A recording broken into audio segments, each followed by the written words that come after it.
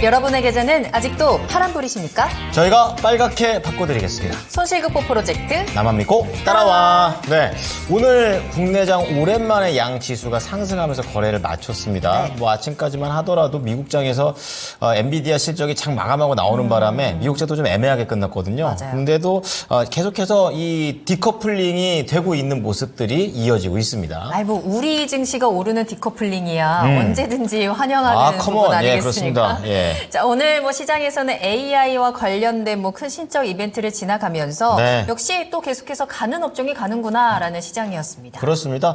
물론 이제 우선순위에서는 워낙에 엔비디아가 하루 종일 나가지고 네. 밀리긴 했었어도 2차 전지도 나름 존재감이 좀 있었고요. 또 국내장에서 볼 수 있는 저 PBR 관련된 종목들 그리고 정부 정책과 관련된 내용들도 비교적 긍정적인 움직임을 보여줬습니다. 자, 이번 주도 이제 내일 단 하루 남았습니다. 예. 시간이 정말 빨리 가고 정말 계절도 이제 점점 더 봄으로 다가가고 있는데요.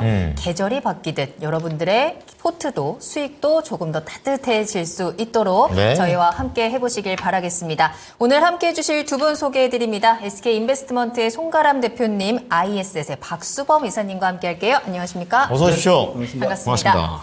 자, 두 분과 함께 종목 진단 달려가 보도록 하겠습니다. 궁금하신 종목명, 매수가, 비중 지금 바로 토마토증권통 유튜브 채팅창에 남겨주시고요. 전화 상담 가능합니다. 02-325-8200번, 325-8200번으로 문의 전화 주시기 바랍니다. 네, 이번 주 들어가지고는 계속해서 반도체하고 2차 전지와 관련된 부분들이 좀 자주 나왔었기 맞아요. 때문에 오늘은 또 주제를 어떤 걸 좀 정할까 참 뻔하게 주도주 한번 얘기를 해볼까 이렇게 하다가 오늘은 또 이 새로운 또 맞아요. 모멘텀이 될 수도 있을 것 같아요. 네. 바로 방위 산업과 관련된 부분입니다. 오늘의 주제 공개합니다. 네. 그렇습니다. 예, 수은법, 그러니까 수출입 은행법이죠. 통과로 인해서 이제 방산주가 본격적으로 갈 수 있는 것인가에 대한 궁금증이죠. 자, 이 수원법 개정안이 국회 소위를 통과했다라는 소식과 함께 네. 이제 방산 수출에 대한 정책적인 지원에 대해서 좀 기대감이 높아지는 모습이었습니다. 오늘 시장에서는 현대로템이 좀 강한 모습을 보여주기도 했고요. 네. LIG 넥스원이나 한국항공우주 같은 대형주는 물론이고 코츠테크놀로지 이런 종목들도 오늘 8%대 급등하는 모습을 보여줍니다. 네. 그동안 뭐 지정학적 리스크 있었고요. 실적 개선에 대한 기대감, 수주에 대한 모멘텀까지 꾸준히 좀 강세를 보여주기도 했었는데 수은법이 통과되면서 K 방산주가 좀 더 성장세를 이어갈 수 있을지 저희 한번 투자 전략까지 체크해 보도록 하겠습니다. 그러게 말입니다. 지금 뭐 폴란드나 이런 데에서 30조만 따오면 뭐합니까? 지금 맞아요. 나라에서 지금 할 수 있는 돈의 한도가 15조밖에 안 되니까 이러면 또 계약이 불발될 수도 있거든요. 여기에 대한 숨통이 좀 트이고 있는 그런 모습인데 자 우선 박수범 이사께 좀 여쭤보도록 하겠습니다. 네. 이제는 방산주가 달릴 수 있다, 없다, 어떤 겁니까? 저는 원래 달렸다고 생각해요. 원래 달렸다. 달리고 원래 있었다. 달리고 있었다. 원래 달렸다. 오. 좋아요. 너희만 몰랐니? 약간 이런 느낌. 그러니까 송가람 대표께서는 이제 달린다, 달리고 있다, 아니 달릴 수 네, 없다. 이제 본격적인 달리기가 시작될 것입니다. 아, 시작된다. 좋습니다. 예. 자, 어쨌든 달리고 있든 달릴 거든 좋은 의미가 더 많은 것 같습니다. 자, 그럼 박수범 이사께서 이 방산주의 랠리에 대해서 좀 얘기를 해주시기 바랍니다. 뭐 아무래도 지금 현재 뭐 지역 간 갈등이라든가 뭐 이런 부분들이 정치적으로 좀 부딪히다 보니까 의견들이 지금 지정학적 리스크가 발생하면서 여기저기서 지금 현재 뭐 전쟁에 대한 대비책을 많이들 하는 것 같습니다. 작년 같은 경우에 그렇더라고요. 작년 같은 경우에 지금 약 3천억 달러 정도가 방산산업 이제 시장이 형성되었다라고 얘기하더라고요. 그러니까 지금까지 이 정도 규모의 큰 규모의 방산산업이 형성되지는 않았는데 작년이 최고였다라고 하고 있고 작년보다 올해가 더 커질 것이다라는 얘기가 또 나와주고 있습니다.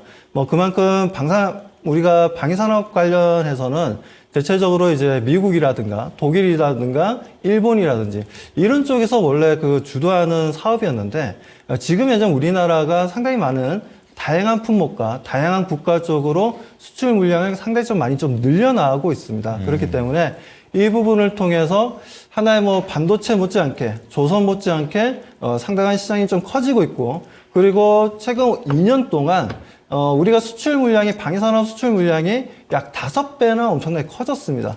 그런 부분으로 봤을 때 우리나라도 방위산업을 통해서 엄청난 수익을 지금 현재 거둬들이고 있는 상황이기 때문에 그렇다면 우리가 방위산업 관련주에 대한 부분들을 꼭 한번 우리가 좀 체크할 필요도 있고, 그리고 관련 종목들에 대해서 우리가 또 한번 좋은 종목은 픽을 좀 해보면서 대응할 필요가 있다고 말씀드리고 싶습니다. 네.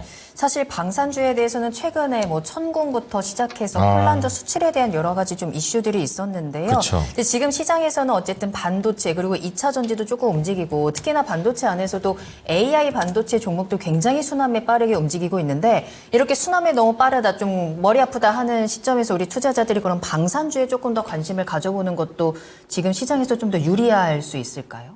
저는 지금도 가능하다고 보고 있고요. 가능해요? 네, 가능하다고 보고 있고, 오히려 저는 올해 같은 경우에 딱 세 가지를 딱 봤었는데, 네. 그 세 가지 본 것 중에 하나가 이제 반도체였고, 네. 올해 큰 수익을 주겠다고 판단한 게 이제 반도체, 그리고 방위산업, 제약바이오 쪽을 좀 봤었습니다. 근데 제약바이오 쪽 같은 경우에는 아직까지는 큰 힘을 내지는 못하고 있지만, 그쪽도 긍정적으로 보고 있고, 그리고 방위산업 같은 경우에는 지금 현재도 실적이 잘 나와주고 있고, 그리고 앞으로도 잘 나올 텐데, 예를 들어서 지금 남중국해 같은 경우에는 지금 여러 나라들이랑 지금 중국이 좀 불미스러운 일이 좀 발생하고 있지 않습니까? 네 땅이다 내 땅이다 계속 그러고 있죠. 그렇죠. 네. 그러다 보니까 필리핀 같은 경우에도 이제 잠수함 부대가 없었는데 이번에 잠수함 부대를 만들겠다라고 얘기가 나왔고요. 그리고 올해 방위산업 예산안을 우리나라 돈으로 원화로 계산했을 때 47조 원을 승인이 되었습니다. 그 안에 이제 잠수함을 2대에서 3대 정도는 보유를 하겠다는 얘기가 좀 나왔어요. 당연히 발주는 하나오션 아니면 현대중공업 쪽으로 발주가 일어날 것으로 보여지고요. 그리고 캐나다 같은 경우에도 지금 잠수함을 대략 10대 정도 신규 구입을 하려고 하고 있습니다. 작년 6월 달인가 캐나다의 방산업체가 우리나라를 직접 방문했었고, 그리고 바로 옆에 국가인 일본에도 방문을 했었어요. 일본 제품을 선택할지 우리나라 제품을 선택할지 모르겠지만, 그런 부분들도 상당히 긍정적인데, 그 프로젝트 자체가 80조 원입니다. 엄청난 돈이죠. 여기에다가 지금 계속 얘기가 나오는 게, 지금 방위산업 쪽에서도 올해 이지스함을 6대를 2030년까지 만들겠다라 하면서 프로젝트를 진행할 텐데, 이게 지금 7조 8천억 정도 예산이 잡혀 있습니다. 그렇기 때문에 올해 상반기에 결정이 되는 부분들에 있어서 하나오션과 그리고 현대중공업이 이 부분에서 얼마만큼 또 수주 물량을 좀 가져갈지, 이런 부분들도 상당히 관심이 높아지고 있고요. 또 중동의 지정학적인 리스크가 높아지다 보니 지금 사우디 같은 경우에도 잠수함이 없거든요.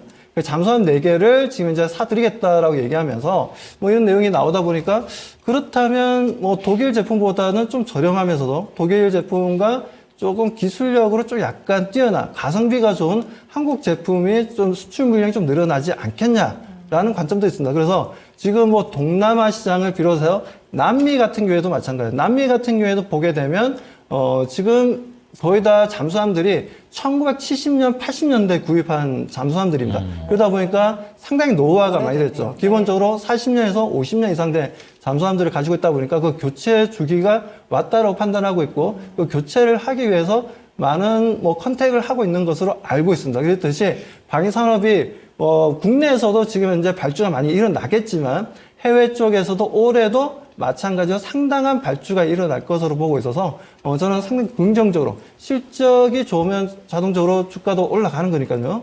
그런 부분에 있어서 우리가 긍정적으로 바라볼 수 있다고 말씀드립니다. 네, 전쟁이 나면 안 되겠지만 어쨌든 나라마다 지금 트렌드 자체가, 생각 자체가 자강 쪽으로 가는 그런 모습들이 나오고 있습니다. 자, 그렇다면 송가람 대표께서도 이제 긍정적인 관점에서 얘기를 해주셨는데, 방산주에 대한 의견 들어보고 싶습니다. 일단 방산주의 오늘 흐름 굉장히 좋았습니다. 이 흐름 본다라고 한다면, 첫 번째는 오늘 시장만 놓고 본다라고 하더라도 굉장히 수급이 좋았죠. 외국인 매수세, 그리고 기관 매수세까지 오늘 함께 집중되는 흐름이 나왔습니다.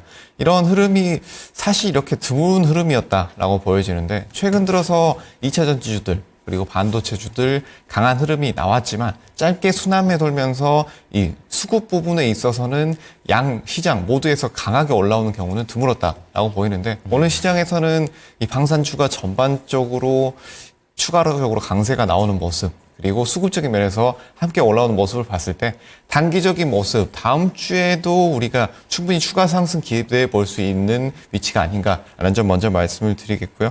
그리고 이 방산주 같은 경우에는 매출을 단순히 생각을 해봤을 때 우리가 주가를 고려한다면 첫 번째 생각하는 것이 바로 기업의 매출, 이런 수익 증가를 볼 수가 있을 텐데 지금 매출이 굉장히 잘 나오고 있고 하지만 이 매출 대비했을 때는 대형 방산주들 그리고 그 외에 관련되어 있는 기술력 있는 회사들 아직 밸류에이션 대비 굉장히 낮은 가격대를 가지고 있다라는 점에서 지금은 어느 정도 바닥권에서 충분히 모아가 볼 수 있는 위치다라는 점도 함께 말씀을 드리겠습니다. 이 단기적으로 말씀을 드렸으니까 중장기적으로도 우리가 어떻게 볼 것인가라는 점도 함께 말씀을 드릴 텐데 지금 뭐 방산 회사들 장기적으로 굉장히 좋은 회사들이 많이 있습니다. 다양한 것들이 있겠지만 이 방위업체들 같은 경우에는 정부의 공급 그리고 국방 정책, 다양한 지원들 이런 것들이 상당히 크게 도움이 되게 되는데 지금 정부에서 27년까지 꾸준히 지원을 늘리겠다라는 발표가 나왔죠. 뭐 27년까지 세계 4대 방산 수출국으로 도약하겠다라는 부분과 함께 지원에 대한 것도 정책들이 꾸준히 나오고 있다는 점에서는 굉장히 고무적이다라는 점을 볼 수가 있겠고요. 지금 현재 대한민국이 10대 방산국 중에 하나인 상황에서 이런 4대 방산 수출국 충분히 진입할 수 있다라고 한다면 장기적으로 지금은 꾸준히 모아가야 하는 시기가 아닌가라는 점 볼 수가 있겠습니다. 그 외에도 여러 가지 우리 시장이 다른 이런 해외 상위 업체들에 비해서 굉장히 좋은 점, 이 방산 제품들이 굉장히 합리적인 가격대를 유지하고 있으면서도 성능이 매우 훌륭하다라는 점입니다. 대표적으로 K9 자주포를 볼 수가 있겠죠. 전 세계 지금 현재 600대 이상 수출한 베스트셀러고 이런 다양한 국가들, 터키, 인도, 북유럽 쪽, 이제 핀란드, 에스토니아 등에도 사용을 하고 있고 그 외에 T-50 고등훈련기라든지 대전차, 유도무기, 형궁 이런 다양한 부분에 있어서 가격 대비했을 때 굉장히 합리적인 이런 제품들을 보유하고 있기 때문에 꾸준히 주목을 받을 수 있는 부분이다라는 점 말씀을 드리겠습니다. 그리고 여기서 또 한 가지 본다라고 한다면 장기적인 측면에서 봤을 때 이 방산주들 같은 경우에는 한 번의 무기 공급, 이 무기 공급 계약이 얼마나 나오느냐 여기에 포커스를 많이 맞추고 계시는데요. 방산주들 같은 경우에는 첫 번째 무기 공급 계약이 이루어지게 되면 우리가 차를 구입을 했을 때 그 이후에도 유지 보수비가 많이 들어가고 수리비가 많이 들어가지 않습니까? 이런 것과 같이 방산 제품들도 마찬가지로 굉장히 고가의 제품들이고 또 기술력도 많이 필요한 것이기 때문에 추후에도 유지 보수가 굉장히 많이 들어가게 된다는 점, 이 점에서 꾸준히 이런 수출 외에도 유지 보수 쪽에 매출이 꾸준히 나올 수 있다는 점 함께 체크해 보신다면 지금의 랠리 단기로도 좋을 것이지만 중장기로도 우리가 밸류에이션 대비했을 때 꾸준히 가볼 만한 섹터다라는 점 함께 말씀드리겠습니다. 네. 잠시 후에 저희가 탑픽 종목에 대해서 좀 여쭤보기는 하겠지만 대표님께 제가 좀 궁금한 거는 이 방산과 관련해서 긍정적으로 내다보고 계시는데 방산과 관련된 종목을 고를 때 여러 가지 기준이 있겠지만 제가 잠깐 생각했을 때는 전쟁의 그런 무기의 장르의 기준으로 해가지고 약간 비싼 걸 파는 비행기나 이런 걸 파는 회사가 나은 건지 아니면 재무제표를 봐서 영업이익이나 매출액이 좀 잘 나오는 그런 거나 아니면은 공급 계약 횟수가 좀 많은 기업이라든지 한 그 정도 세 가지 정도를 생각했는데 여기서 좀 제일 긍정적으로 보시거나 아니면 대표님만이 보시는 포인트가 있다면 있을까요? 일단 제가 보는 포인트는 네. 지금은 기술력이 있으면서도 판매량이 많이 나오는 회사들, 그런 회사들이 단기적으로는 매출이 늘어날 수 있다. 네. 또 중장기적으로도 이런 매출이 꾸준히 이어질 수 있다라고 보여지는데요. 네. 말씀해 주신 것처럼 이런 특별한 기술력을 가지고 있는 회사, 이런 회사들은 앞으로 주목을 받을 가능성이 굉장히 높겠지만 네. 지금 시장의 흐름들을 살펴봤을 때 수급이 어떤 쪽으로 몰리느냐라는 점에서는 이런 순환매도 빨리 도는 시장이지만 또 한 가지 체크해 볼 만한 점, 바로 대형주 위주로 수급이 꾸준히 이어지고 있다는 점입니다.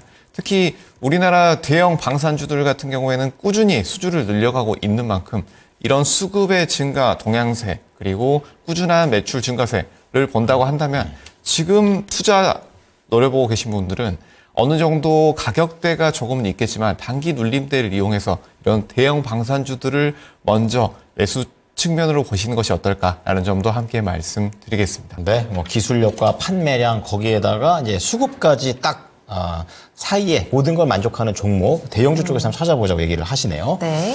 자, 그러면은 이제 본격적으로 좀 더 직접적인 방산주에 대한 탑픽은 어떤 것들이 있는지, 그쵸. 예, 종목이 또 보면 또 엄청 많아요. 자, 우선 이사님께서는 탑픽을 몇 종목 정도 잡으셨습니까? 몇 종목을 잡았냐고요? 그러니까 뭐 많이 잡으셨어요? 아니면 뭐 한두 종목인지? 많죠. 많아요? 네. 그 정도로 전반적으로 괜찮다라고 볼 수 있는 네, 건가요? 전반적으로 괜찮은데 네. 오늘 단기적으로 봤을 때 또 오늘 같은 경우에는 네. 뭐 단기적으로 봤을 때 이 종목이 좋구나라고 좀 판단되는 종목도 있었고요. 네.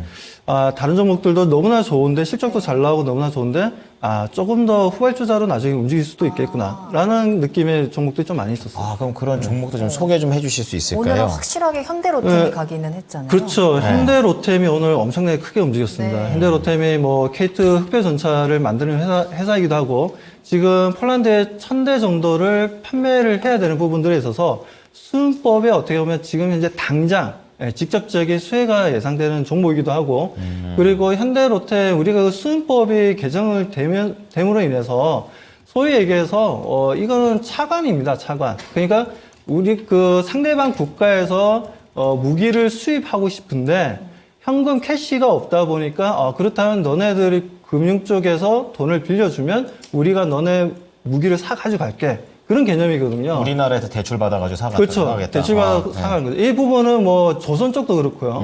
그리고 뭐 철도 인프라 쪽도 마찬가지다. 워낙 이게 조단위 큰 프로젝트들이다 보니까 그렇죠. 아무래도 이제 차관을 해줘야 그래야지만 무기를 사가거나 아니면 조선 발주가 이루어진다든가 아니면 고속 철도를 깐다든지 뭐 그런 현상이 벌어지는 거죠. 뭐 예를 들어서 작년 같은 경우에 인도네시아 같은 경우에는 현대로템에서 고속 철도 계약을 하고 7월 달에 계약을 본격적으로 했었고 그리고 필리핀 같은 경우에도 일부 현대로템에서 들어가서 그쪽 이제 지하철인 것 같더라고요. 그 부분에 있어서 이제 수주를 했던 부분도 있고 뭐 그래서 저는 현대로템이 어떻게 보면 이제 쌍쌍바라고 해야 되나 아이스크림으로 따지자면 네. 그러니까 방위 쪽도 좋고 네. 그리고 인프라 사업 쪽도 좋고 이렇게 해서 두 가지의 일거양득할 수 있는 소위 얘기해서 마당 쓸고 동전 줍고 네.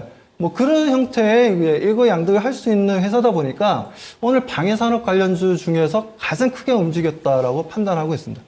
또 지금 화면을 보니까 이제 이사님께서 1위부터 8위까지 이제 순위를 매겨주셨던데 이 네네. 기준이 어떻게 돼요? 일단은 지금 이제 오늘 좀 강했던 종목들을 일단 네. 첫 번째로 좀 봤던 부분이고요. 두 번째로 강했던 종목이 풍산이었습니다. 맞아요. 네, 풍산 같은 경우에는 제가 어렸을 때부터 좀 분석을 많이 했던 회사인데 하도 과거부터 방산업 쪽 해가지고 비리가 많은 회사여가지고 어렸을 때는 솔직히 싫어했어요. 네, 싫어했었는데 최근에 많이 지금 현재 객관화되었고 뭐 분식 얘기한다든가 그런 일은 없으니까 그래서 풍산 같은 경우에도 최근에는 좀 많이 좋아하게 되었습니다. 그 정도로 이제 풍산 같은 경우에도 지금 이제 화약 관련된 제품들을 현재 생산하고 있고 어떻게 보면 이제 전방 산업이 좋아지면 풍산과 같은 회사들도 후방업체로서 좋아질 수 있다라는 거죠. 뭐 그런 부분에서 제가 2등으로 한번 잡아봤고요. 네. 3등으로 잡은 지금 하나오션이라든가 HD 현대중공업은 제가 초반에 좀 말씀을 좀 드렸는데 지금 현재 그 군함이라든가 잠수함 쪽으로 해서 수주 물량이 상당히 많이 늘어날 것으로 보고 있습니다. 올해 같은 경우에. 그래서 뭐 컨테이너 선이다 아니면은 벌크 선이다 이런 쪽에 수주를 받아서 만드는 게 중요한 게 아니라 뭐 물론 그것도 중요하긴 하지만 지금 당장을 봤을 때는 방해산업 쪽으로 해서 군함이라든가 그리고 잠수함 쪽으로 해서 엄청난 발주가 만들어질 수 있다는 부분들에 있어서 이쪽도 우리가 하나의 방위 산업과 관련된 회사로 좀 봐야 된다는 관점에서 제가 한번 좀 순위를 매겨봤고요. 네. 그리고 그 다음에 하나시스템이라든가 하나시스템 같은 경우에는 아무래도 좀 군사용 인공위성을 만드는 부분들에 있어서 저궤도 위성도 동사도 만들고 있죠. 뭐 그런 부분들. 세트랙 아이 같은 경우에도, 지금 2년 전에 또 인수를 했지 않습니까? 뭐 그런 부분들이 하나의 또 시너지 효과로 하나 시스템도 좀 볼 필요가 있다라는 관점이었고, 하나 에어로스페이스는 뭐 두말하면 잔소리일 정도로 뭐 K9 자주포, 뭐 부분이고, LIG 넥소원 같은 경우에는 정밀 타격할 수 있는 미사일을 만드는 회사인데, 제가 LIG 넥소원을 원래 상당히 좀 좋아했습니다. 좋아했는데 제가 순위를 확 내려버렸어요. 네. 내린 이유가 동사가 지금 현재 고스트 로보틱스라는 회사를 인수를 하려고 하는데 6월 달에 인수가 이루어집니다. 근데 문제는 뭐냐면 이번에 그 현대차가 대주주로 있는 보스턴 다이내믹이 네. 소송을 걸었더라고요. 어느 쪽? LIG 넥스원 쪽에서. 고스트 그쪽. 로보틱스에. 왜냐하면 자기네들이 만든 로봇과 너무나 흡사하게 만들었기 때문에 예, 상당히 흡사하게 만들다 보니까 그 부분에서 라이센스 문제가 좀 발생하면서 지금 현재 소송에 들어간 걸로 알고 있습니다. 그래서 LIG 넥스원을 제가 정말 좋아하지만 그런 소송건이 있다 보니까 그렇다면 조금 더 지켜봐야 되겠다라는 관점에서 순위를 좀 내렸습니다. 네. 내린 부분이고, 그리고 S&T 모티브 같은 경우에는 우리가 소위 얘기하는 소총 그리고 기관총을 만드는 회사입니다. 그렇기 때문에 뭐 이런 부분들도 뭐 소총 기관총 같은 게 아프리카 쪽으로 해서 판매가 또 잘 되고 있으니까 네. 뭐 그런 부분에서 S&T 모티브도 하나의 또 작은 방위산업 업체로서 좀 볼 수 있겠다라고 판단해서 이렇게 순위를 매겨봤습니다. 그렇다고 저희가 이 8개를 다 살 수는 없는 거니까 그렇죠. 하나만 산다면 어떤 종목 사시겠어요? 일단은 뭐 오늘 일바 따로 올라간 현대로템, 현대로템을 네. 계속 좀 지켜봐야 된다고 말씀드립니다. 알겠습니다. 자, 이사님께서는 진짜 방산을 좋게 보시는 것 같아요. 이렇게 네. 전교 1등부터 8등까지. 자, 그러면은 이번에 송가람 대표인데요. 탑픽 종목 어떤 종목입니까? 저도 현대로템을 가지고 왔는데 이러면 굉장히 선택하기 편해지죠. 투자자 입장에서. 맞아요. 네, 좀 들어볼게요. 현대로템 같은 경우에는 제가 앞서서 말씀드렸던 점, 이 수급적인 면을 살펴볼 필요가 있다라는 점 말씀을 드렸는데 다른 쪽이군요. 지금 방산주 같은 경우에는 중장기적으로 굉장히 좋다라는 점 말씀을 드렸죠. 그 이후로는 다양한 것들 말씀을 드렸지만 여기서 한 가지 더 말씀을 드린다면 정부에서 지원을 아끼지 않는 섹터, 이 부분은 굉장히 크게 올라갈 가능성이 높다라는 점 먼저 말씀을 드리겠습니다. 정부에서 지원을 꾸준히 하는 섹터 같은 경우에는 일단 정부에서 집중적으로 육성을 하겠다라고 발표한 이후에 자금적인 면에서 집중적으로 육성을 하고 그 섹터 전반적으로 매출이 높아질 가능성이 굉장히 높기 때문에 이 부분에 있어서 장기적으로 꾸준히 지켜볼 필요가 있다라는 점 말씀을 드리겠고요.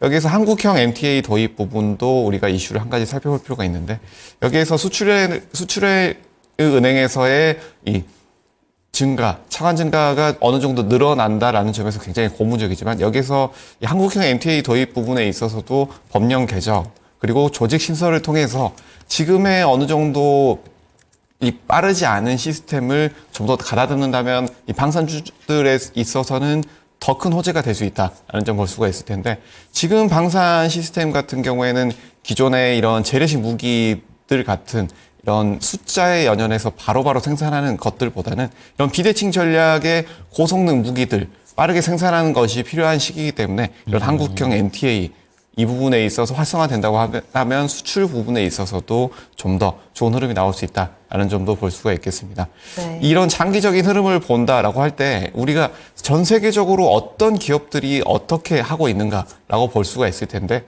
이 방산주들 같은 경우에는 국가적으로 집중해서 투자를 하고 있는 부분이기 때문에 네. 전 세계에서 어떤 국가가 어떻게 투자를 하고 있는지 이 여부를 봐야 된다라고 말씀을 드릴 텐데요. 혹시 1위부터 4위 어떤 국가들이 방산 상위를 차지하고 있는지 아시나요? 1위는 미국인 걸로 제가 알고 있고. 네. 그리고 그 안에 또 중국도 있지 않을까? 이런 생각? 네. 1위부터 4위까지. 네. 이제 미국하고 러시아는 흔히들 러시아. 알고 계시죠. 러시아 있고. 네. 러시아는 빼놓을 수가 없으니까. 네. 다음이 바로 프랑스입니다.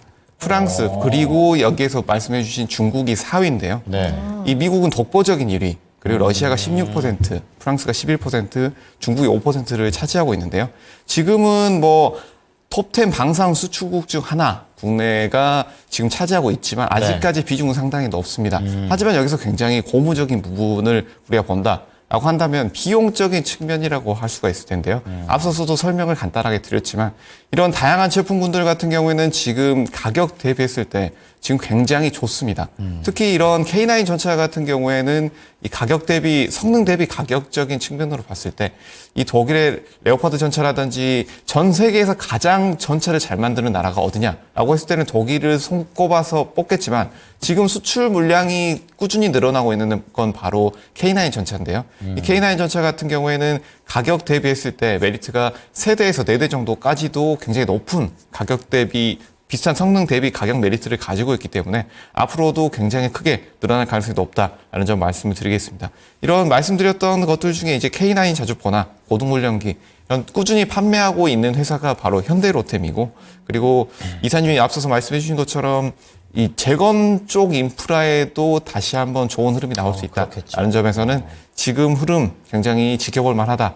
그리고 오늘 시장에서 수급적인 부분에서 굉장히 좋은 흐름이 나왔다는 점, 그리고 가격적인 밸류에이션 대비했을 때 크게 올라오지 않았다는 점, 꾸준히 현대로템 한번 주목해 볼 필요가 있다라는 점 말씀을 드리겠습니다. 그럼 마지막으로 짧게 가격 전략 한번 체크할 수 있어요? 네, 현대로템 같은 경우에는 지금 가격대 바닥권에서 어느 정도 올라왔습니다. 장기적인 라인을 봤을 때는 여기서 가격 밸류에이션 대비해서 크게 올라오지 않았다라고 말씀드리는 점은 바로 장기적인, 중장기적으로 어느 정도 크게 올라왔느냐라는 점 말씀을 드리는 건데요. 이 바닥권 대비했을 때 50% 이상 크게 올라오지 않았다라는 점에서는 지금도 충분히 어느 정도 접근이 가능하다라고 보여지지만 오늘 이 거래 대금이 크게 나오면서 바닥권에서 상승이 나왔다라는 점. 하지만 여기에서 바로 매수 접근하기에는 어느 정도 리스크가 있는 단기 트레이딩 관점에서 봤을 때는 리스크가 있는 국면이기 때문에 네. 지금 이 34,000원대 가격대에서는 33,000원대 지지 라인이 나오는지 여부 보시면서 이 갭 상승 이후에 단기 지지 라인 2, 3일 정도의 지지 라인이 나온다라고 한다면 추가 매수나 아니면 저점 눌림에서 매수 충분히 가능한 시기다라는 점 함께 말씀을 드리겠습니다. 네. 이사님이 보시기에도 목표가 한 4만 원 이상 보십니까? 네, 저는 충분히 갈 수 있다 봅니다. 충분히 간다. 네, 가고도 더 올라갈 수 있다. 네. 알겠습니다. 네. 자, 오늘은요, 이 수은법 통과로 인해서 방산주가 이제 달릴 것이냐, 달린답니다. 네. 그리고 뭐 단기로도 괜찮고 중장기로도 괜찮기 때문에 우리가 주도주 이외에서 또 방산이라는 또 하나의 투자 힌트를 좀 얻어봤고요. 두 분 모두 다 공통적으로 괜찮다. 현재 시점이든 중장기로 보든 현대로템을 말씀을 해드렸으니까 이 부분도 투자에 참고하시기 바랍니다.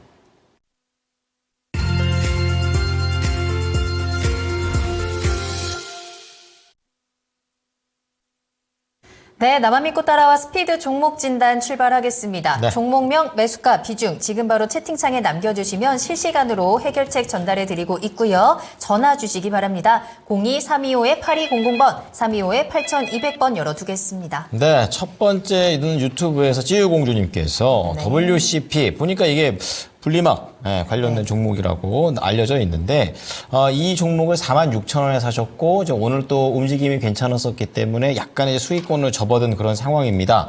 20%의 비중이라 적지 않으시고요. 중요한 거는 목표가를 알고 싶다. 그리고 이 자금이 그렇게 좀 여유 있는 자금이신 것 같아요. 뭐 단기가 됐든 장기가 됐든 상관없다. 이렇게 좀 얘기를 하셨으니까 이 WCP와 관련해서 또 2차 전지가 요즘 또 차별화되면서 뱅글뱅글 돌아가면서 순환매가 되고 있으니까 어디까지 목표가 잡을지 알아보겠습니다. 자, 박수범 이사님, WCP 어떻게 판단하십니까? 일단 지금 현재 뭐 2차 전지 쪽의 분위기가 좀 많이 좋아졌습니다.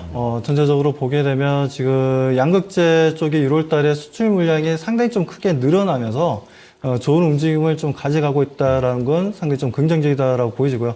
그 부분이 좀 약간 좀 주가 상승의 하나의 티핑 포인트가 되지 않았나라고 좀 보여지고요. 그러면서 완성 셀을 만드는 뭐 LG 엔솔이라든가 아니면은 지금 현재 뭐 SK 이노베이션에 포함되어 있는 SK온이라든지 그리고 삼성 SDI라든지 이런 종목들의 움직임도 이제 저점 잡고 상승 분위기가 만들어지고 있다라는 거죠. 뭐 그런 관점에서 뭐 WCP 같은 경우에 이제 분리막을 만드는 회사죠.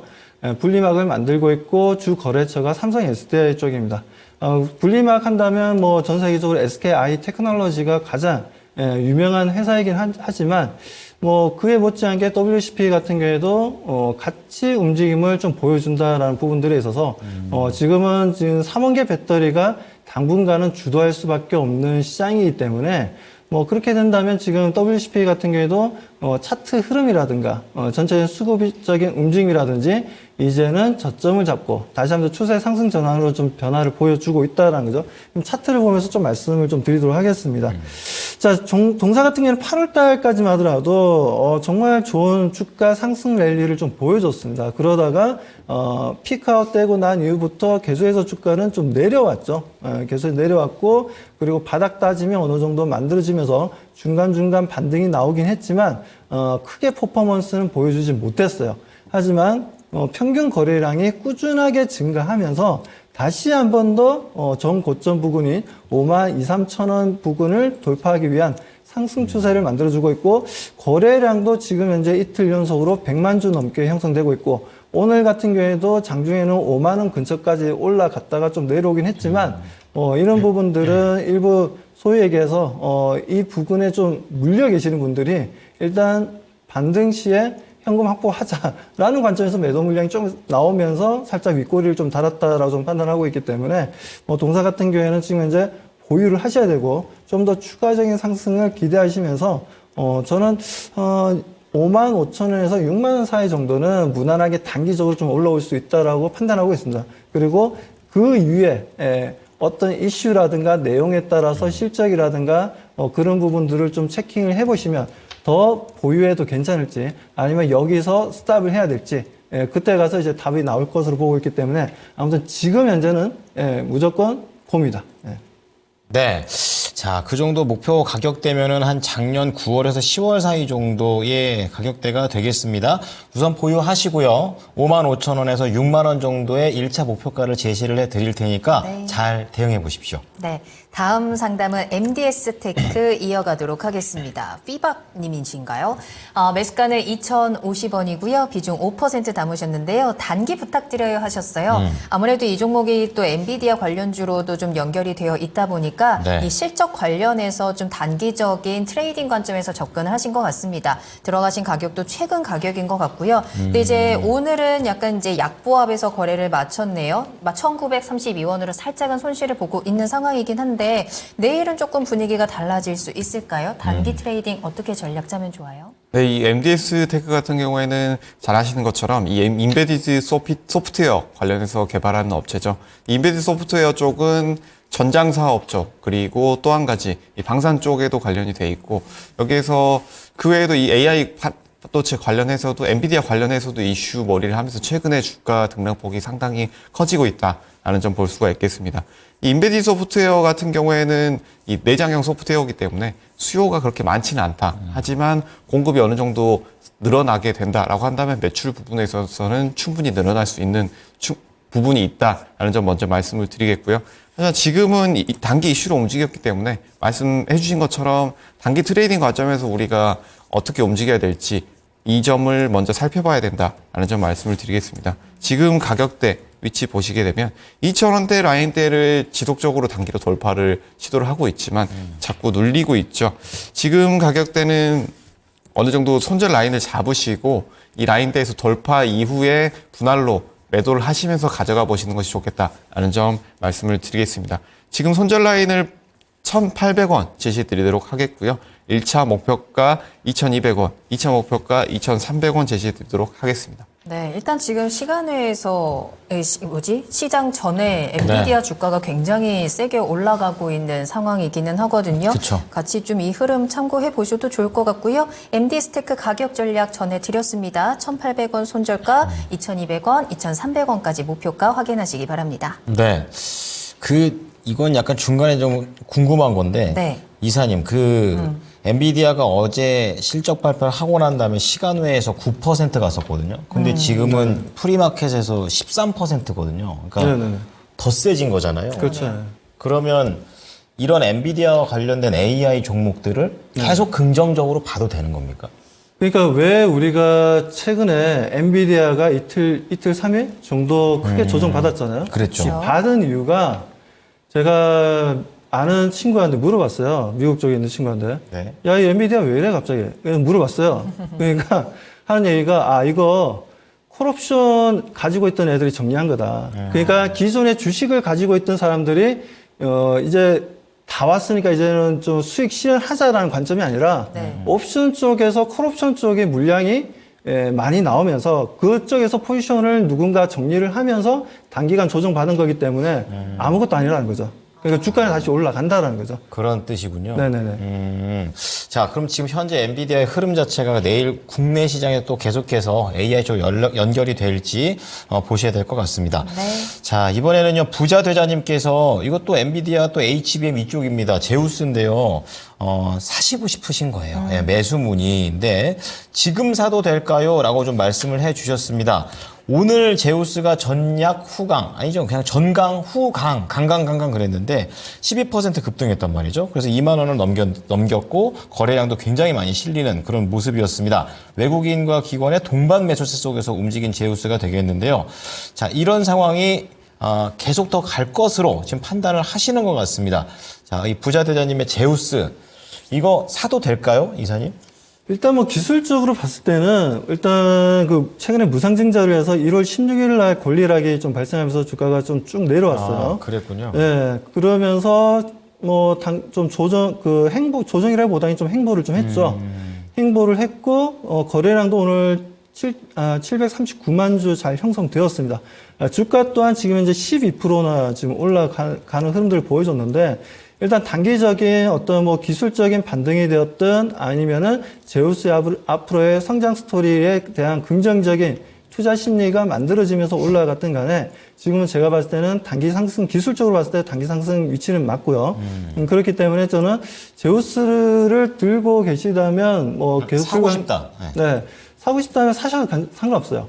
상관없는데 저는 제가 시청자분이라면 그것보다 더 좋은 종목들이 많기 때문에 굳이 제우스를 들고 가지는 않을 것 같습니다. 그러니까 같은 섹터 내에서도 네. 제우스보다 좋은 게 많다. 그렇죠. 제우스도 지금 이제 들어가면 무조건 수익 난다라고 보지만 네네네. 네. 아, 그렇군요. 상대적으로 봤을 때 더 많은 수익을 내줄 수 있는 종목이 있다라고 저는 판단하고 있기 때문에 네, 알겠습니다. 네.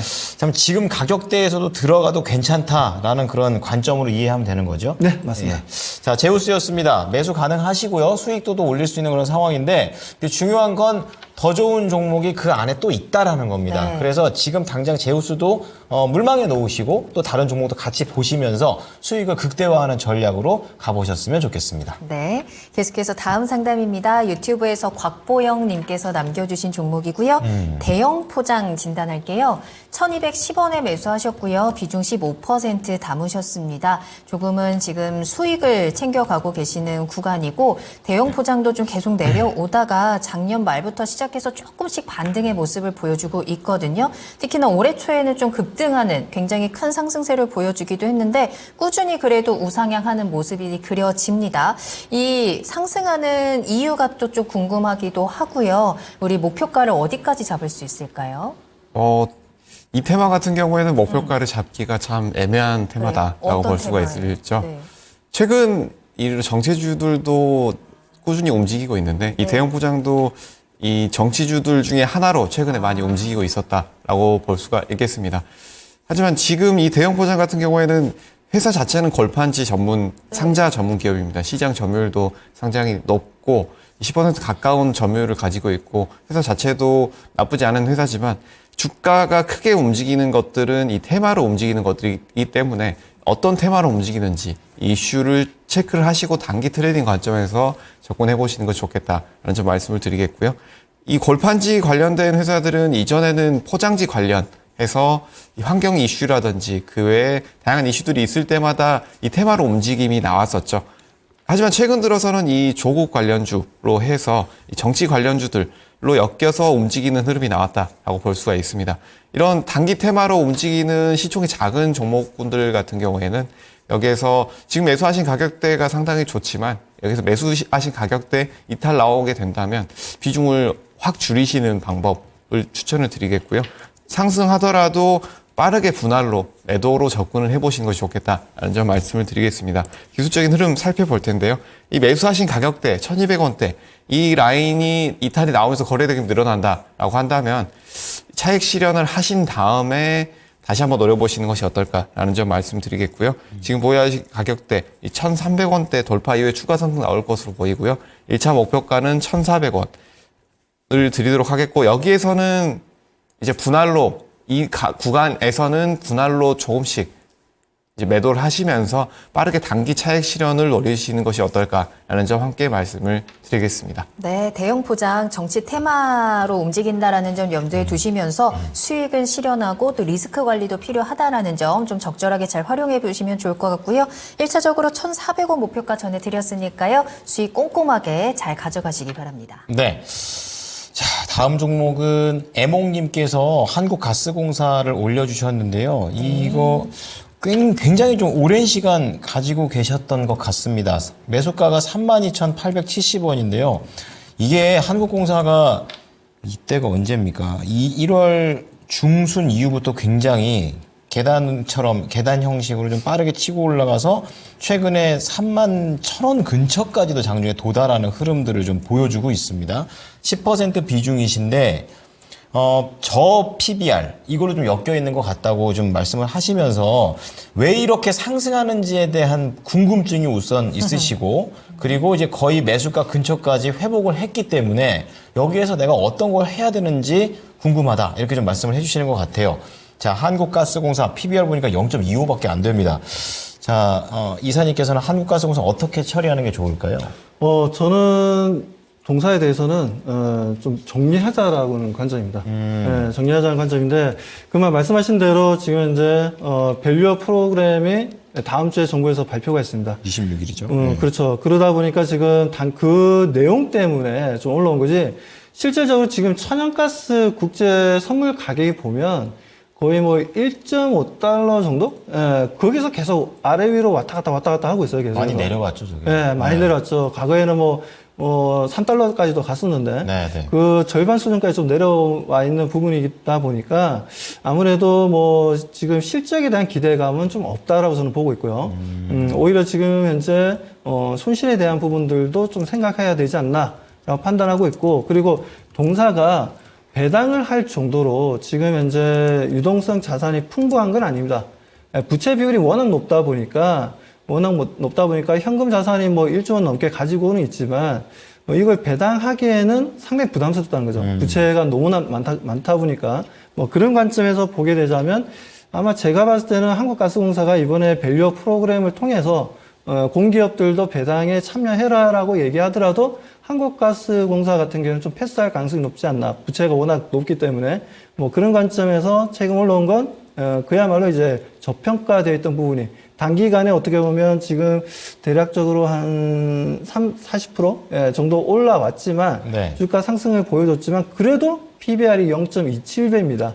엄청나게 저평가되어 있다라고 표현할 수도 있겠지만 지금 현재 현금성 유동자산이 그렇게 풍부한 상황도 아니고 그렇다 해서 천연가스가 지금 가격이 그렇다 해서 빵빵 올라갈 분위기도 아니고 그렇기 때문에 저는 한국가스공사는 이 정도에서 스탑하고 다른 종목 쪽으로 좀 수익을 만들 수 있는 다른 종목을 픽해보자라고 말씀드립니다. 네.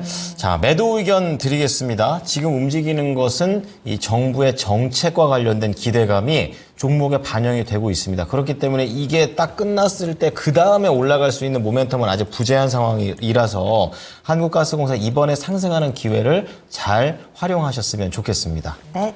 다음 종목은 로봇 관련 종목 하나 볼까요? 네. 뉴로메카라는 종목이고요. 윤기숙 님이 남겨주셨습니다. 42,600원 매수하셔서요. 지금 조금 손실은 보고 있어요. 비중도 적지는 않습니다. 25% 가지고 계시는데요. 뉴로메카가 진짜 이 5만 원에 좀 꽉 막혀 있는 모습이죠. 뚫지 못하고 그 근처만 가면 또 급락을 하면서 네. 계속 그 안에서 좀 지지부진한 흐름 보여주고 있는데요. 뉴로메카, 이 협동 로봇 쪽인 것으로 알고 있는데 다시 한번 좀 상승하면서 수익의 기회 만들 수 있을까요?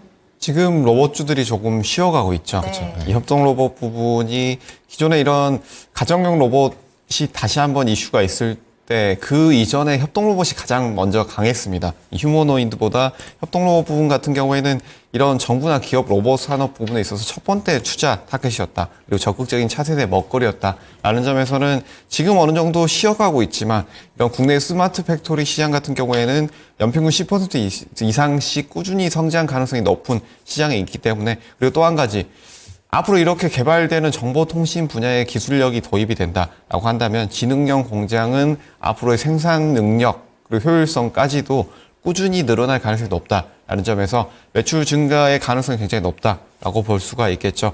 그렇다면 지금은 어느 정도 쉬어가고 있는 구간이지만 지금의 이런 AI 부분 그리고 AI 반도체 그리고 2차 전지 부분에서의 순환매가 어느 정도 나온 다음이면 로봇주들도 충분히 다시 한번 순환매가 나올 수 있고 그리고 이 뉴로메카 같은 경우에는 협동 로봇 중에서도 이 산업용 로봇을 제어하는 부분 그리고 자동화 토탈 서비스 등을 제공하는 업체고 이런 업체들 중에서도 충돌 모델 충동가지 알고리즘을 기반으로 해서 안전한 시장을 만드는, 이 안전한 공장 시스템을 만드는 기술을 가지고 있기 때문에 앞으로도 꾸준히 주목받을 수 있다라는 점 말씀을 드리겠습니다.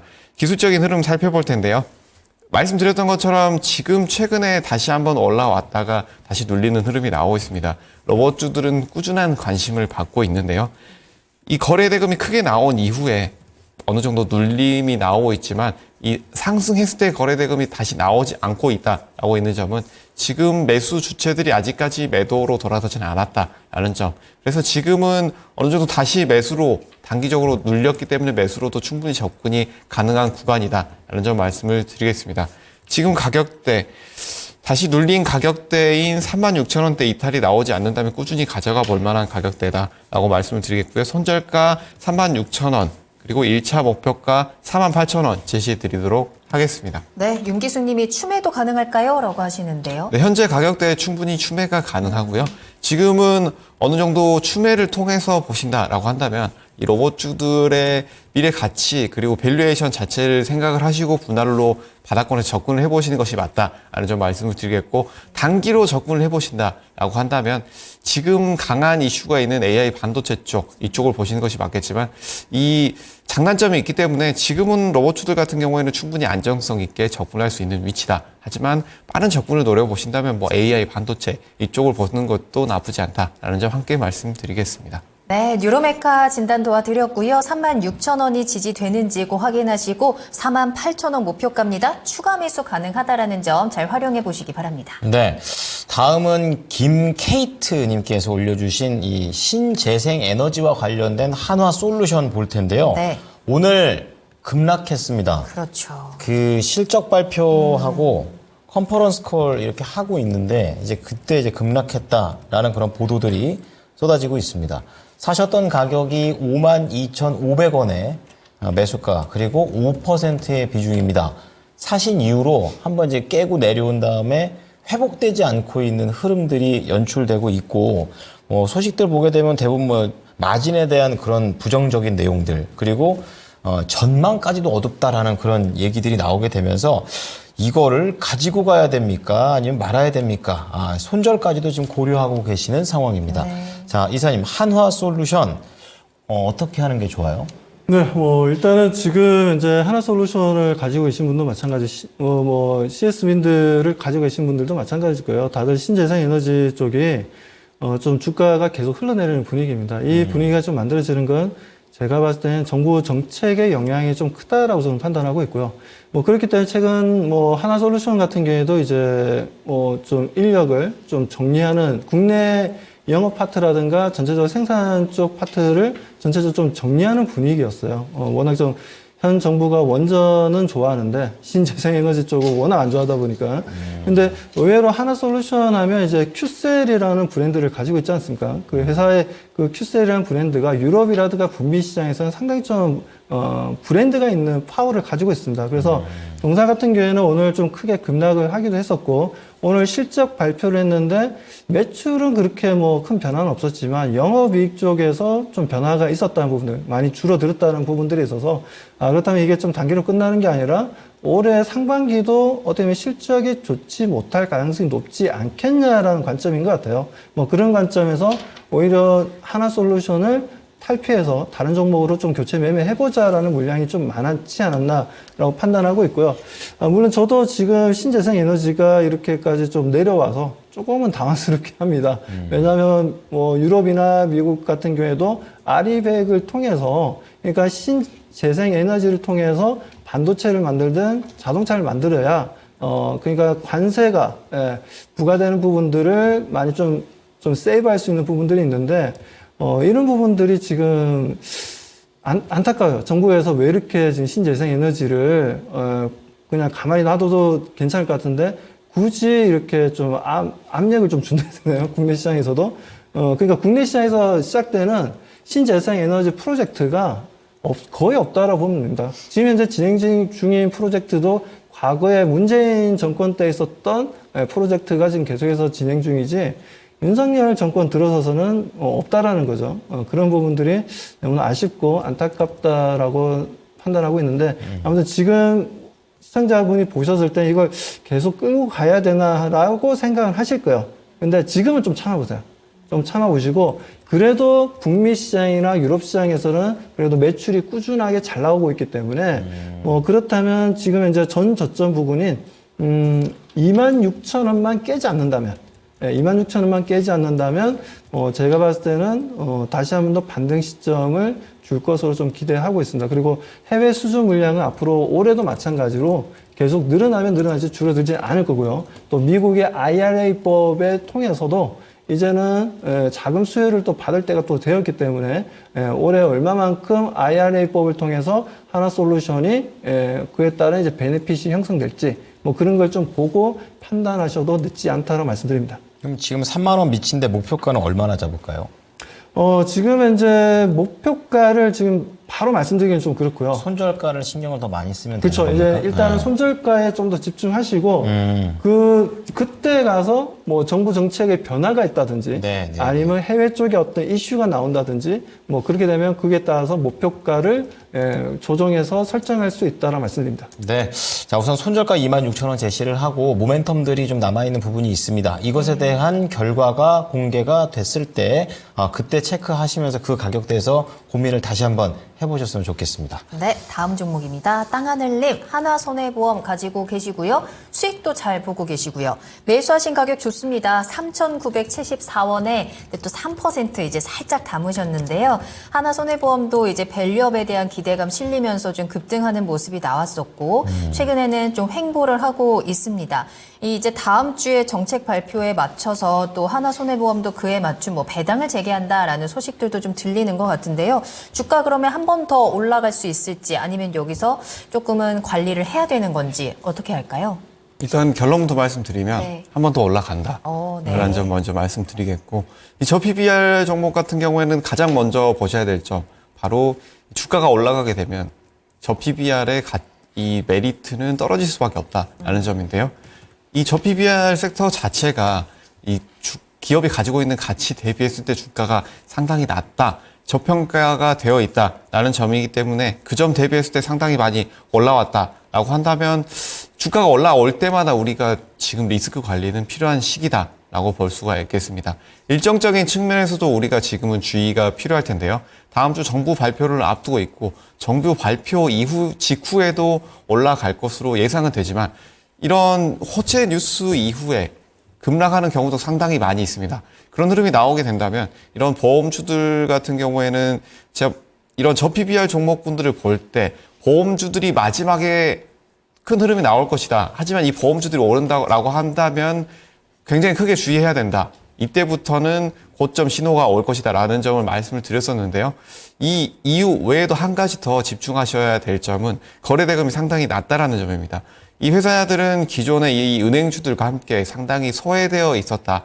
거래대금 자체가 높지 않았다라는 점에서는 이 주가도 견인되지 않았고 크게 거래량이 많지 않았던 회사들인데 최근 들어서 상승이 나오면서 지금 다시 지지가 나오고 있기 때문에 재상승은 나오겠지만 거래대금은 그렇게 많지 않은 상황입니다.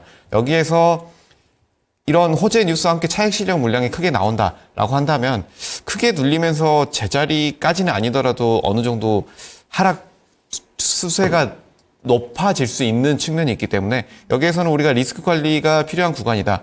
한번 눌린다고 한다면 이 거래대금 없이 크게 10%, 20% 눌릴 수가 있는 국면이다라는 점 말씀을 드리겠고, 이 하나손해보험 같은 경우에 이 가격대 한번 같이 보도록 하겠습니다. 기술적인 흐름을 살펴보게 되면 말씀드렸던 것처럼 이슈를 앞두고 있고 그리고 지금은 잘 지지되고 있는 모습이기 때문에 다시 한번 재차 상승 흐름이 나올 것이다 라고 보이고, 지금 가격대인 단기 고점인 6,100원대, 6,200원대 이 라인 돌파하면서 추가 상승 나올 것으로 보이는데요. 1차 목표가는 6,100원으로 잡으시고 이런 호재 발표 이후에 추가 슈팅이 나온다라고 하더라도 비중을 아주 조금만 남겨놓으시는 것을 추천을 드리겠고, 손절가는 5,000원 제시해 드리도록 하겠습니다. 네, 한 번 더 튀어 오를 가능성이 있고요. 수익을 다 챙겨가시면 좋을 것 같습니다. 6,100원까지 일단 잡아드렸고 5,000원 손절가도 체크하시기 바랍니다. 네, 자 1부 여기까지 보도록 하겠고요. 2부에서는 뭐 갤럭시 링이라든지 애플링 이런 IT 제품과 관련된 종목 인터플렉스 보도록 하겠습니다. 지금 한번 가격 뛰고 난 다음에 좀 매수를 하신 것 같고 이제 그 다음에 손실 구간에 접어들어 있는 그런 상황인데 자 여기에서 계속 내려가는 추세이기 때문에 이거 어떻게 될지 궁금할 것 같아요. 좀 자세히 2부 때 알아보겠습니다. 네, 자 그럼 저희는 잠시 후에 돌아오겠습니다. 계속해서 나만 믿고 따라와.